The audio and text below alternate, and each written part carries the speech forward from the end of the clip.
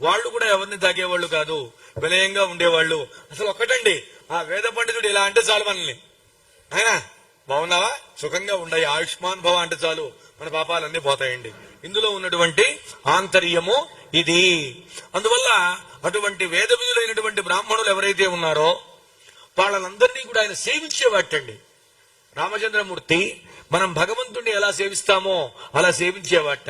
ఎందుకని దానికి చెబుతున్నాడండి, పక్కనే అంటాడు శృతవాన్. వేదం అంటే ఏమిటో రామునికి కూడా తెలుస్తుందండి. అసలు వేదవేద్యుడు ఆయన. వేదము చేత చెప్పబడిన పరమాత్మ స్వరూపమే రాముడు కదా. కానీ ఈయన ఇక్కడికి వచ్చి నేర్చుకున్నాడు వేదాన్ని. ఆ వేదము, వేద ధ్వని, వేదము పలికే విధానం ఇవన్నీ కూడా రాముల వారికి తెలుసు కాబట్టి, వేదము చదివాడు కాబట్టి వేద విధులైన బ్రాహ్మణులను ఆయన గౌరవించలేదండి, ఉపాసించాడు. ఇంకొక మాట చెబుతున్నా, ఇక్కడ సందర్భం వచ్చింది కాబట్టి, ఏ ప్రభువు, ఏ అధికారి వేద పండితుల్ని, వేదాన్ని రక్షిస్తాడో వీళ్ల వల్ల సమస్త ప్రపంచము రక్షించబడుతుంది. వాళ్ళ నాదం ఉందే, ఆ నాదము చాలు లోకాన్ని కాపాడటానికి. అక్షరానికి అంత శక్తి ఉందా అండి? ఎందుకు లేదండి? ఏరా రానాన్న వచ్చాడు, పో వెళ్ళిపోయాడు. రా అంటే వచ్చాడు, పో అంటే పోయాడు. ముష్టి 2 అక్షరాలు, రా ఒకటి, పో ఒకటి. ఈ అక్షరాలకి అంత శక్తి ఉంటే మరి ఆ అపౌరుషేయమైనటువంటి వేదాక్షరములందు, ఆ మంత్రాక్షరములందు ఎంత శక్తి ఉంటుందండి?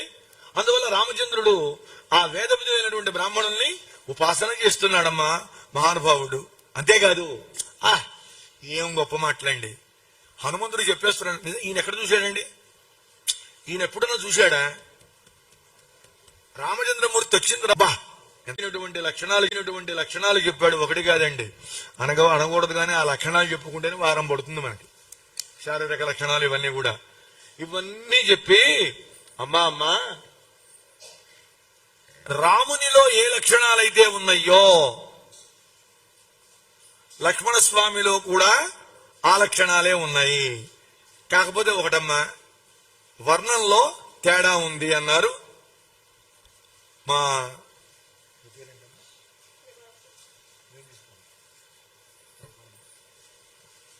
ఒక్క 5 నిమిషాలు బ్రేక్.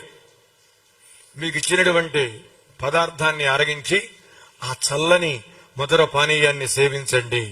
సీతమ్మ మనస్సు ఎలా ఊరడిల్లి చల్లగా ఉందో ఇప్పుడు కాస్త మీ గొంతు చల్లబడాలి. ప్రభావతి గారు మీ అందరికి చూడండి, ఆ సుందరకాండ వింటూ ఉంటే అలా దాతృత్వం అలా పెళ్ళుబుగుతుందండి. ఈ భాగ్యం ఇంకా 5 రోజులే. ఇది ఒక గోళం అది మధ్యలో. ఒరే నాయన చెప్పబోయా పురాణం విని ఆనందపడుతున్నావు, ఇలా బాధ పెట్టద్దు. సోమ, ఆది, సోమ, మంగళ, బుధ, గురువారంతో మీ దగ్గర సెలవు తీసుకుంటాడు ఈ అప్పలాచార్యులు. మీరు వస్తారా? ఏదైనా మధ్యలో మాడతారా? రండి. ఈ లోపల వ్యర్థంగా కాకుండా కొన్ని విశేషాలు మన సత్యం గారు చెబుతారు. వారు చెబుతారు కాబట్టి దయచేసి గ్రహించవలసిందిగా కోరుతున్నాం. రండి.